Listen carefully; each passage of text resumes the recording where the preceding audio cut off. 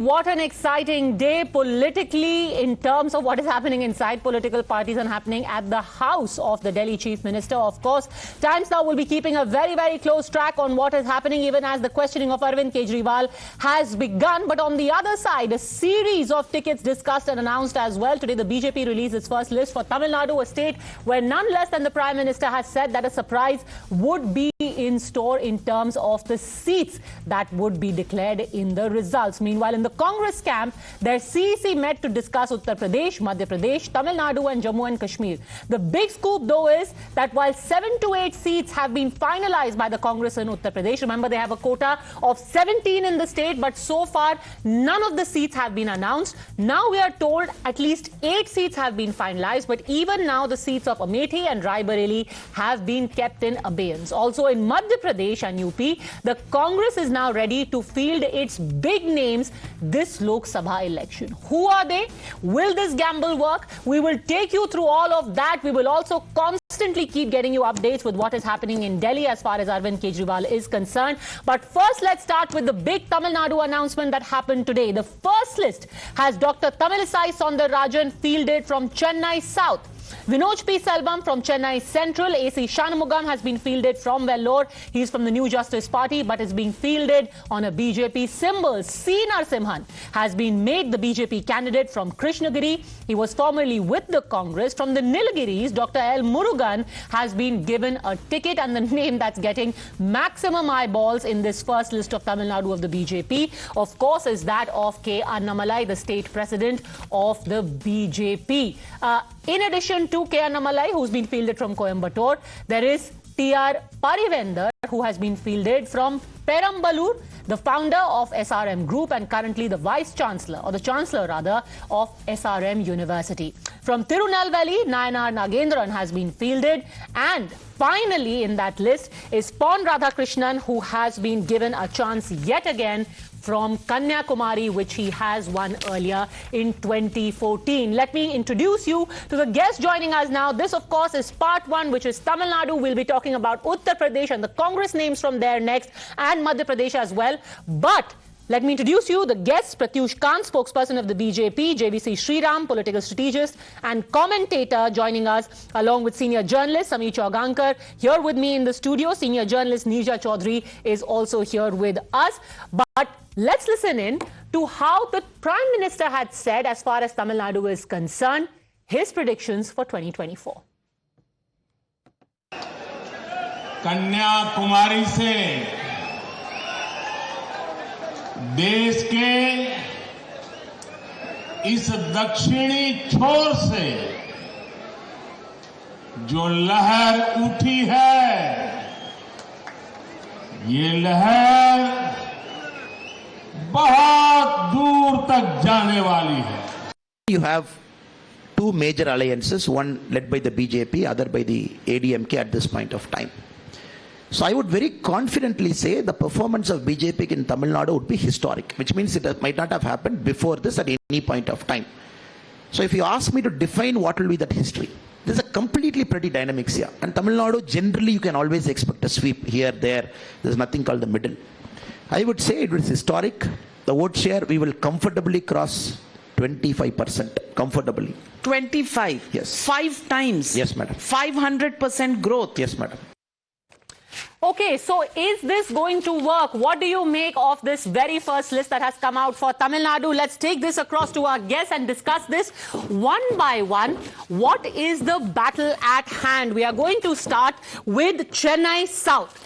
Chennai South, where Tamilisai Soundararajan, who in fact was the president of the BJP in Tamil Nadu earlier, was the governor until 3 days ago and has just resigned. She has now been fielded from Chennai South. She is going to go up against Tamizachi, and please pardon me, my pronunciation is not up to the mark, Tanga Pandian from DMK and Dr. J. Jayavardhan from AIADMK. Let's get started with JVC Sriram, and then I'll go to the DMK and the BJP. JVC Sriram, what do you make of the contest here? So it's going to be a contest between the MP who won on 2014 and the MP who won on 2019 and the governor who is a very familiar and a face and a star candidate.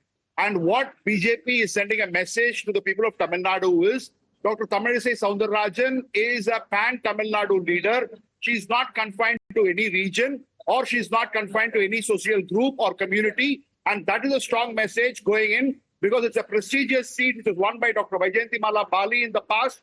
And we expect it to be a tough contest. But Tamilisai Soundararajan should prevail upon as far as this contest is concerned.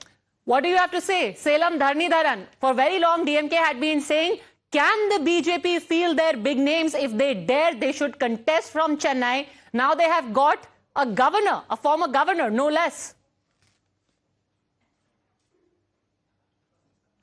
See, I do not think BJP has any chance in Tamil Nadu. Tamilisai Soundararajan has contested elections before and she has lost. And Chennai South is one of our strongest constituencies. Out of the last 7 times, we have won the constituency 5 times. Even last time, the margin was more than 3 lakh votes. And the member of parliament has a very good name, as well as the Dravidian model of governance which the leader has provided, has the confidence of the people of Tamil Nadu. So there will be a thumping win for the DMK candidate. Okay, so you know she's fought in the past. She's fought in the past. JVC hasn't met with success. What makes you think that things will change this time? Yeah, she is contested with assembly elections in 2016 in one of the assembly segment of the South Chennai constituency. She contested against Kanimodi in Thoothukudi constituency. The ground reality which was prevailing in 2019 to 2024 is completely different. And Mr. Dharnidharan can keep dreaming. He can keep dreaming till June 4th. But when the ballot boxes are open, Dharnidharan will be hit by what the tsunami that the BJP is going to have in Tamil Nadu. And more importantly, there is a tremendous amount of anti-incumbency against sitting MP. There are pasted all over South Chennai saying that missing MP. If you find somebody, if somebody can find her, please tell her where is she. And she is somebody when the floods were happening, happily she was partying in her home. That is the reality as far as Tamilchi Thangapandian is concerned. And I can tell you it is going to be a big contest and ADMK is not even in the frame, not even in the race. Okay, I will get you to respond to that, but let's quickly go through the other seats as well. Chennai Central, where you've got a big name from the DMK, Dayanidhi Maran, former Union Minister, has been fielded by the DMK. And he goes up against Vinod P. Selvam, who's a relative newcomer.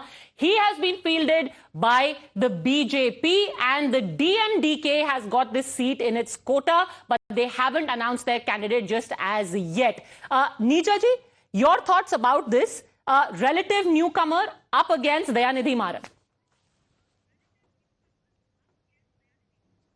Yeah, he's an old hand. Everybody knows him. But you know, if you look at Tamil Nadu, it's not the individual candidates, barring, I would say, Annamalai, who's the party president all over Tamil Nadu. He's built the party. You go to Tamil Nadu and people talk about him and the strides that BJP is making under him. He gets up at 4 o'clock in the morning, he's out meeting people and has, you know, people have noticed him and the work he's doing. But it is really Mr. Narendra Modi and his visits to Tamil Nadu, the determination with which the Prime Minister has taken the bull by the horn in Tamil Nadu. Otherwise, you know, in Tamil Nadu, people used to dismiss the BJP. It's Hindi will not have any traction. Okay. But I've met people who say, you know, this 25% that vote share this time that they're hoping for, that may well become a reality. I don't know whether they'll win the seats, but certainly Coimbatore is a seat which is traditionally also, you remember Mr. L.K. Advani when he was there in 98 and 12 bombs had gone off in this city. And the BJP has had a hold in this city. So that is the one seat I would look at, whether the BJP will actually get that. And for those who don't remember what happened in 98, the BJP makes sure that they remind the voters, those who are first-time voters especially. The Prime Minister was in Coimbatore on the second last day of his visit to Tamil Nadu, Telangana, Karnataka, Kerala and Andhra Pradesh. Now let's take a look. I will get in Salem Dharnidharan and the Congress also. Vellore, you have A.C. Shanmugam from the BJP, Katir Anand from DMK, Dr. S. Pashupati from the AIADMK. Let's take a look at the next seat now. After Vellore, In Kishangiri, you have C. Narasimhan from the BJP, Challa Kumar from the Congress, and Jay Prakash from the AIADMK. The next seat is a very interesting one, Nilgiris, where MOS Information and Broadcasting, L. Murugan, has been sent to fight A. Raja, JVC Sriram. L. Murugan sent back, and you have A. Raja taking him on in this reserved seat. See, I want to make a very important point here, Padmaja. There are several reserved seats in Tamil Nadu. The seat reserved in Nilgiris is for a Dalit community called Arundariyar. And there are other seats in northern Tamil Nadu. I think, if I'm right, Tiruvallur, Kanjipuram, and then you have Nagapatnam, you have Chidambaram and Viluppuram, 5 seats. Now, a seat which is supposed to be given to the Arundariyar constituents, Arundariyar, is now given consistently to Mr. A. Raza, because his seat, where he comes from, Perambalur, that is no more reserved seat. As a result of which, a non-Arundariyar candidate is being fielded every time by DMK. Now, by fielding an Arundariyar, what BJP is sending a message is that we are going to give empowerment and also representation to the community which has not been represented. You don't even have a district secretary of DMK from that particular community. And these are the larger messages. And we have given him the Union Minister of State position. He was a former president of this BJP unit, as a result of which we are empowering the Dalit community and providing real social justice, which is missing from DMK. That is the larger message from the Nilgiris Assembly Parliamentary Constituency. And here Assam may get defeated. Sameer जी, यहाँ पे वो भी model है कि एक मंत्री है केंद्र में, उसको बोला जा रहा है कि आप जा करके लड़िए अपने स्टेट में. देखिए, इस बार मुझे लग रहा है कि साउथ का, खास तौर से अगर आप केरल और तमिलनाडु देखेंगे तो मुझे लगता है सबसे ज्यादा सरप्राइज भारतीय जनता पार्टी को और इंडियन पॉलिटिक्स को करने वाला है. प्रधानमंत्री मोदी लगातार साउथ के ऊपर फोकस कर रहे हैं. आप देखेंगे तेलंगाना थे, तमिलनाडु थे, केरल विजिट कर रहे हैं. फर्स्ट टाइम है कि भारतीय जनता पार्टी ने इतना ज्यादा फोकस साउथ के स्टेट्स के ऊपर किया हुआ है. भारतीय जनता पार्टी को मालूम है कि नॉर्थ अब बहुत स्ट्रांग हुआ है. साउथ में आप देखिए, जो 9 कैंडिडेट्स की आज लिस्ट डिक्लेयर किए, सारे हैवीवेट कैंडिडेट डिक्लेयर किए भारतीय जनता पार्टी ने. और प्रधानमंत्री मोदी जिस तरीके से साउथ को फोकस कर रहे हैं, भारतीय जनता पार्टी का ऑर्गेनाइजेशन साउथ को फोकस कर रहा है. मुझे लगता है कि जिस समय भारतीय जनता पार्टी को लग रहा है कि इस बार भारतीय जनता पार्टी साउथ के अंदर एक सिंबॉलिक लड़ाई नहीं लड़ रही है, इस बार वहां सीट जीतने जा रही है. और यह बात वहां की जो रीजनल पार्टी से AIADMK हो, DMK हो, वे इस बात को जानते हैं कि इस बार प्रधानमंत्री मोदी के नेतृत्व में भारतीय जनता पार्टी इस बार लोकलाइज पार्टी के रूप में आ रही है. हर बार भारतीय जनता पार्टी को माना जाता था कि बाहर की साउथ की, नॉर्थ की पार्टी है. इस बार अन्नामलई के नेतृत्व में पहली बार वो लोकल और पार्टी के रूप में आ रही है. और अब वहां पर एक सबसे बड़ी, जो जिसे कहते हैं ना, एक पावर के रूप में भारतीय जनता पार्टी वहां आ रही है. और इसका डर DMK को तो ही, AIADMK को डर है. और DMK के खिलाफ जो एंटी इनकम्बेंसी है, भारतीय जनता पार्टी के साथ AIADMK का बड़ा कैडर जुड़ते जा रहा है. और अन्नामलई ने जिस तरीके से ग्राउंड में काम किया, इस बार तय है कि वहां पर भारतीय जनता पार्टी बहुत सरप्राइजिंग रिजल्ट देने जा रही है. Okay, let's take a look at the next name, and a lot of buzz has been created in the run up to this, where you have Annamalai finally being fielded from the BJP, Singai Ramachandran from the AIADMK, Ganapati Rajkumar from the DMK. Lokesh Jindal, your first thoughts? Well, in September 2023, when the AIADMK had separated itself from BJP, they were rejoicing because they believed that their association with the BJP was harming their own political fortunes. I don't know on what basis are you claiming that BJP is going to find inroads into Tamil Nadu.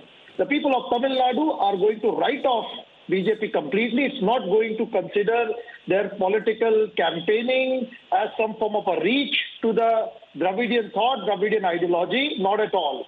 All this pomp and show, it won't appeal. The people in Tamil Nadu, especially in Kerala, they have always rejected such rightist tendency, and they will reject it again. I'm very sure. I'm not at all satisfied by this narrative of some form of a wave that is reaching out to Tamil Nadu. That's hogwash. Okay, you are not satisfied with the wave. Pratyush Kant, you want to respond? Many people also wondering why just 9 names? It's very, very close now. Holi is just a couple of days away. First phase is when Tamil Nadu polls. Why only 9 names? Ma'am, you have been covering this beat for such a long time. You have been a political editor for such a long time. You know how BJP functions. When BJP knows that it was weak in South, we knew how we have to act. For a long time, we have been working at the booth level. We knew what our weaknesses are. We have worked on that. It will absolutely look south for the Prime Minister.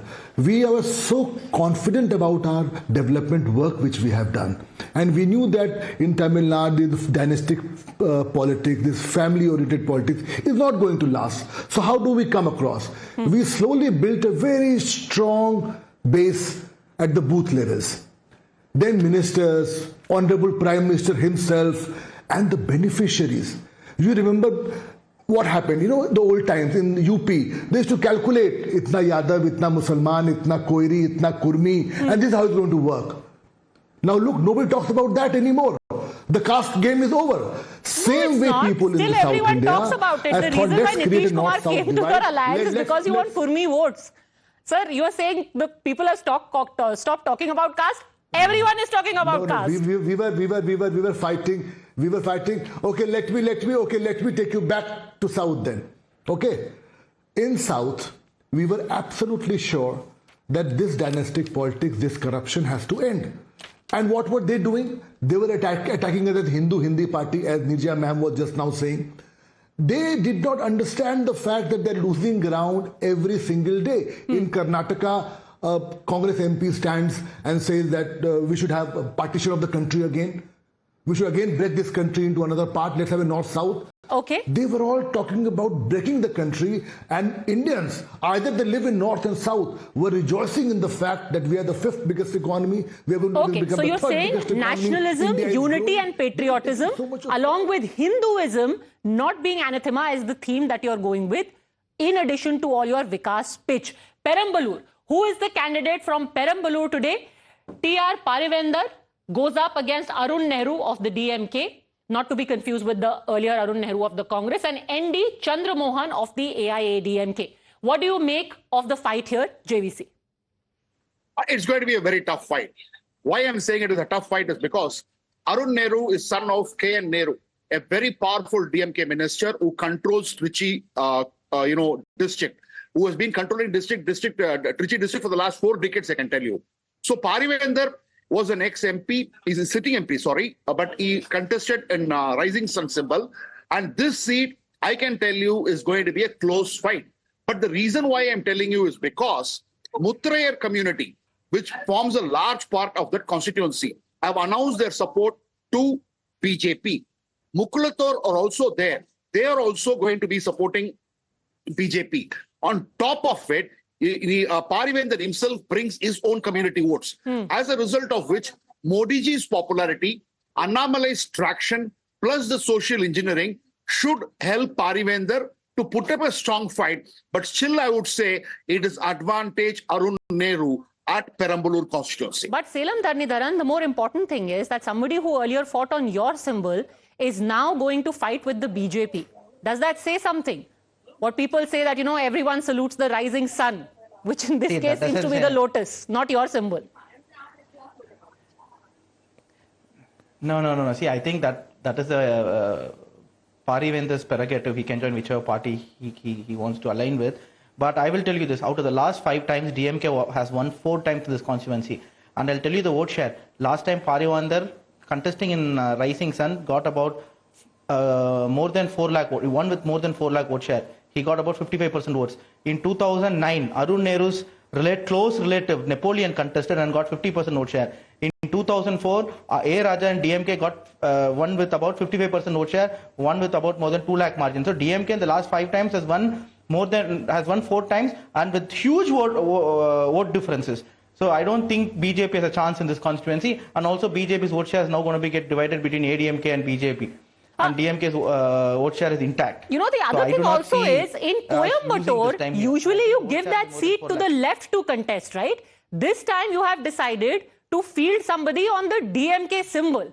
Is it because you realize that the left won't be able to put up a good enough fight? Selam Dharnidharan? No, in fact, Salem, until 2019, we used to give it to Congress. Now we are contesting. Instead of Coimbatore, we have given them Tirupur.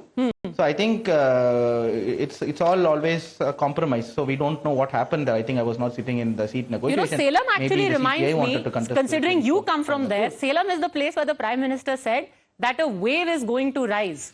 What do you make of that? That a surprise is going to emerge, that everyone is going to be shocked with, from Kashmir to Kanyakumari. And he said it from Salem. Salem Dharnidharan. I think...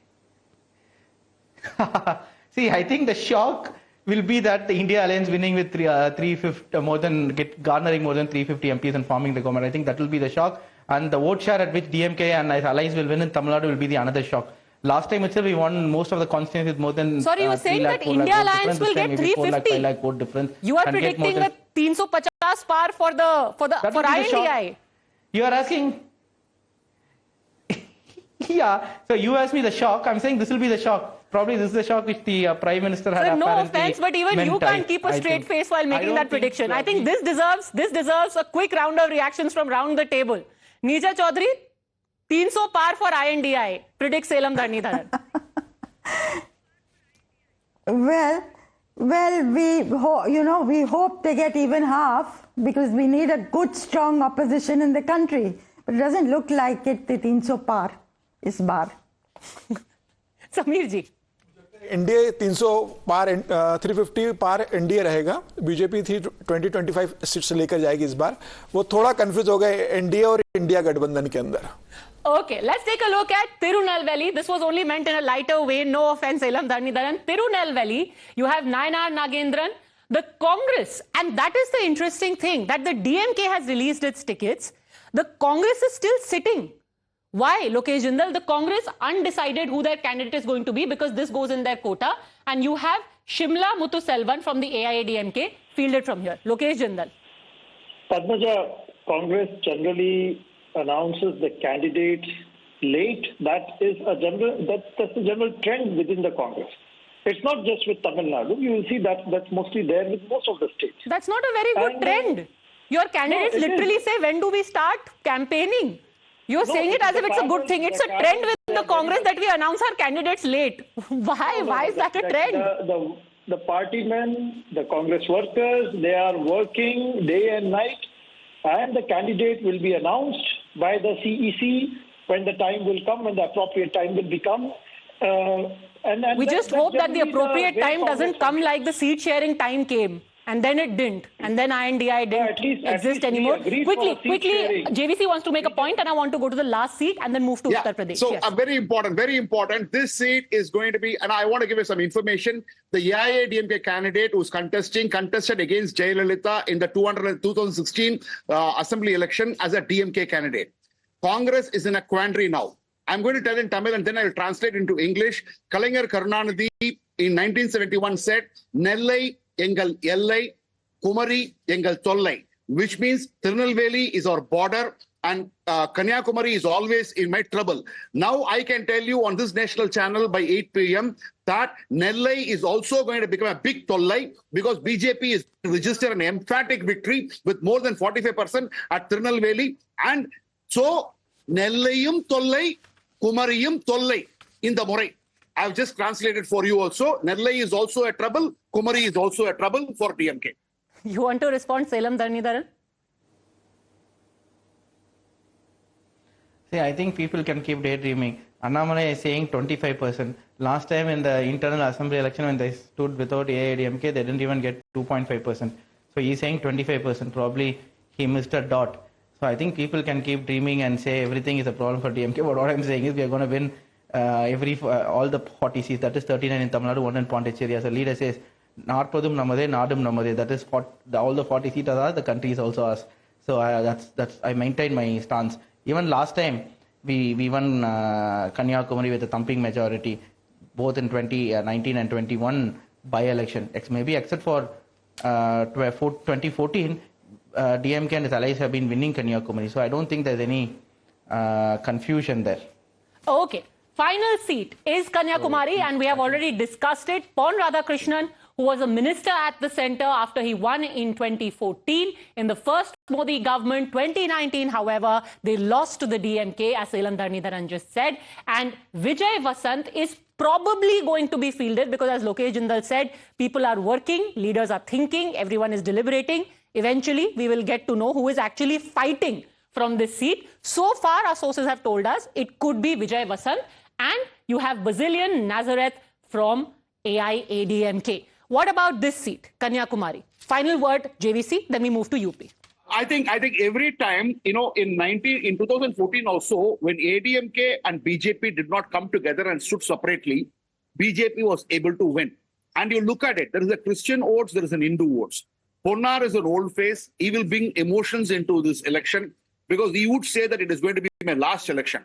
As a result, in fact, I will be in Kanyakumari tomorrow. I'm on my way in the remote areas. So Kanyakumari this time will deliver for Modi because it was a constituency where Padmanabhapuram in 1984, an independent backed by Hindu Munnani had won. In 1996, I'm talking about an assembly segment. In 1996, when Jayalalitha herself lost the election and DMK and TMC swept the entire Tamil Nadu, Padmanabhapuram sent its maiden BJP MLA to the assembly. Kanyakumari is going to be filled with lotus in 2024. All right. Even as this first list came from Tamil Nadu of the BJP, today we had a meeting of the Congress's CEC, hectic discussions to finalize their third list of Lok Sabha candidates. After deciding on Gujarat, Maharashtra and Rajasthan, now Tamil Nadu, Madhya Pradesh and some seats of Uttar Pradesh, 2 seats of Jammu were discussed in the CEC. While the Congress has decided on 8 seats of UP, sources say that 2 seats will be kept in abeyance, which is Rai Bareli and Amethi. That is hardly surprising. But which are the big surprises that could happen from Uttar Pradesh? We are learning that some big names, and primary among them, Ajay Rai, is a probable from Varanasi, R. Sikarwar from Fatehpur Sikri, Tanuj Punia, PL Punia's son, has been fielded from Barabanki as expected, and Pradeep Jain from Jhansi. ये candidates के बारे में आप क्या कहेंगे समीर जी? Let's take a look at the first 4 only, please. मुझे लग रहा है कि मतलब तय था कि इन उम्मीदवारों को टिकट दिया जाएगा। अजय राय 2014, 2014, 2019 में ऑलरेडी वाराणसी से चुनाव लड़ चुके हैं। सिंबॉलिक सी फाइट नहीं है। आप अपने स्टेट प्रेसिडेंट को बार-बार क्यों भेजते हैं? बिल्कुल, और कि वो 5 लाख के मार्जिन से हार जाएं, 4 लाख के मार्जिन से हार जाएं। अजय राय की हिम्मत की दाद देना पड़ेगी। वो जानते हैं कि वहां बुरी तरह हारेंगे, उसके बाद भी वो तीसरी बार लड़ने को तैयार है। वहां से कमिटेड वर्कर है। 2014 में लड़े, 2019 में लड़े, वो जानते हुए कि मैं वहां पर मतलब जमानत जब्त होने की स्थिति, उसके बाद भी वो लड़ने जा रहे हैं। तो मुझे लगता है कि ये एक समर्पित सिपाही अजय राय जो लड़ने जा रहे हैं। इसके अलावा अगर तनुज पुनिया की बात करें तो बाराबंकी रिजर्व सीट है, पीएल पुनिया के बेटे हैं, तो वहां से उन्हें लड़ना ही था। प्रदीप जैन झांसी से लड़ने वाले हैं। झांसी से ये पहला चुनाव हार चुके हैं उमा भारती के खिलाफ, जो उमा भारती वहां से सांसद थी। वहां के सबसे बड़े नेता अभी फिलहाल प्रदीप जैन है, तो तय था कि झांसी से प्रदीप जैन को टिकट दिया जाएगा। लेकिन ये सारी सीटें ऐसी है जहां से भारतीय जनता पार्टी चुनाव जीतेगी, और इसमें से किसी भी उम्मीदवार के बारे में यह नहीं कहा सकता कि यह किसी भी तरीके से भारतीय जनता पार्टी को फाइट देने की स्टेज के अंदर आएगा। Okay, let's take a look at the next 4 names, and 2 of them include turncoats, people who have gone from one party to the other. Imran Masood, of course, Samajwadi Party, now Congress. He is being fielded from Saharanpur. He's supposed to be in the close circle now. Danish Ali from Amroha, also supposed to be in the close circle. Sadal Prasad from Basgaon and Akhilesh Pratap Singh from Devaria. Neerja ji, what do you make of these names? Let's start with Akhilesh Pratap Singh, Danish Ali and Imran Masood. I think they will put up a good fight. Whether they win or not, it remains to be seen. Because they have a mass base. Of course, Danish Ali is shifted from the BSP, but has a base behind him. So it's not like the first 4 seats you mentioned, which are a complete, I agreed with the previous speaker. The Congress is unlikely to make it there. But, you know, I want to make a larger point, Padmaja. If the Congress puts up as determined a fight in every seat that it's been given, and it's been left by the Akhilesh Yadav for it, the Samajwadi Party for the Congress, as the BJP is putting up a fight in Tamil Nadu. Now, whether they will win nothing or whether they'll win 1 seat, they're going to certainly up their vote share, because, you know, to have geographic divide along with the political divide. You have the BJP in the north, but not in the south. You have now the Congress and its allies in the south, but they're getting wiped out in the north. That is not a good thing for the country. So if the BJP makes inroads in the south and the Congress determinedly goes again, particularly in Uttar Pradesh and Bihar, I think that's a very healthy thing, and one hopes that they will put up that fight. Remember, we have a delimitation exercise coming on in 2026. It's going to be problematic with the southern states very worried. You will need the political instrumentalities to navigate those kind of issues. So I think this is a good thing happening if the Congress is going to put up a fight in the north again. Okay. All right. Pratyush Kant, you want to make a comment? At least a few big names are going to the Congress, and largely, at least in Uttar Pradesh, it seems to be a bipolar fight between SP and BJP, but the Congress is putting up a fight, one has to say. Imran Masood is there, Danish Ali is there. They are strong people. Danish Ali won Amroha last time, even though on a BSP ticket.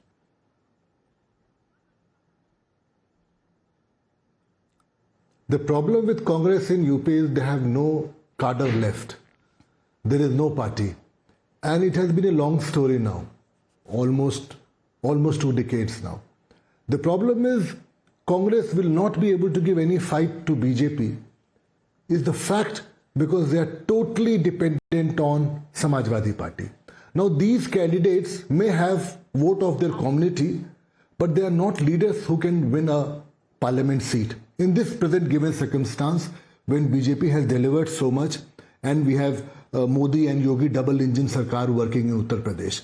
It's very unfortunate that the way Akhilesh Yadav treated Rahul Gandhi and the senior leaders clearly showed that he had the upper hand.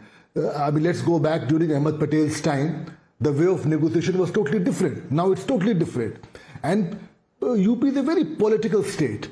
People know exactly where they are voting and what they are voting for. Ram Temple, development, law and order, these are very big things. We are still sitting in Delhi, and again we are talking about these caste polls, which you stopped me last time when I was speaking. We have to get out of that mindset. It is no more about castes. It is no more about those numbers we used to crunch. It's now so much about development.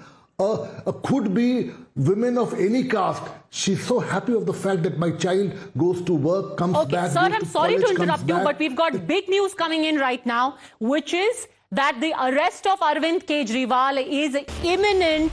That seems to be the big story right now.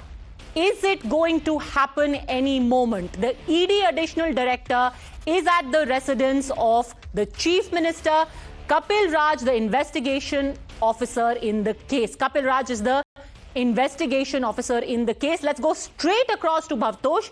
The barricades have been brought in, Bhavtosh, and now a fresh reinforcement has also been done.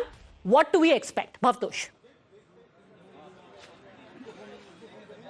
Well, as far as what will happen next, it's still something that only ED officials can tell us. But the Aam Aadmi Party has decided that they will go to the Supreme Court and will try getting some kind of relief from them or some kind of protection from coercive action. But here at the ED headquarters, the security has been beefed up. In fact, paramilitary forces have been deployed along with Delhi police. What we can tell our viewers with confirmation are two things. One, his questioning have started. The first summons were served to him on 2nd of November, and then for 9 summons were served to him. He did not join the investigation. Searches have taken place. Some electronic gadgets have been seized, including 4 mobile phones as well as 2 tablets. And Padmaja, more importantly, a high drama has taken place. ED officials are at his residence along with paramilitary forces. Will he be taken here at ED headquarters? Remember, this case is being probed by the HIU unit of the Enforcement Directorate, which have served.